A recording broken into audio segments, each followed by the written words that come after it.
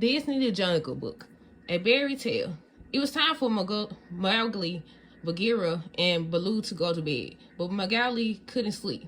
He needed a bedtime story, and so Baloo began. Once upon a time, in a house not far from this very jungle, there lived a clan of men. This clan, they cooked their food, and one day, don't you know, they made a mighty tasty stew.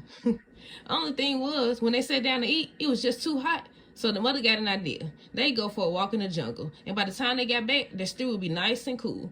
But do you know what happened next? No, Mowgli said. Well, their family had barely been gone a minute when the old bear came wandering up and stuck his nose into the man house. He did? Gasped Mowgli. Well, now, can you blame him? That stew just smelled so awfully good. And the next thing you know, he was tasting it, starting with the biggest bowl. But that was still too hot. So next he tried the middle bowl, but that was too cold. So he tried the littlest bowl. And don't you know it was just right? That old bear ate the whole thing right up. What happened next? Said Mowgli. Oh well, after that, this bear, he started to get tired. And don't you know that right there in that house, looking so soft and comfortable, were 3 cushy looking pads. I think men called them beds. Anyway, that bear, he had to try them too. Naturally, he lay down on the biggest one first, but it was too hard. So he tried the middle one, but that was much, much too soft. So he tried the littlest one. And let me tell you, that thing was so comfortable, he fell asleep right then and there.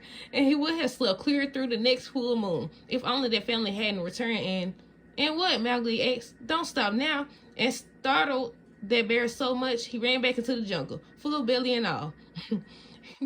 Mowgli smiled and tried to cover a big yawn. Is that a true story, Baloo? The bear grinned. Would I ever tell you a tall tale, little britches? The end.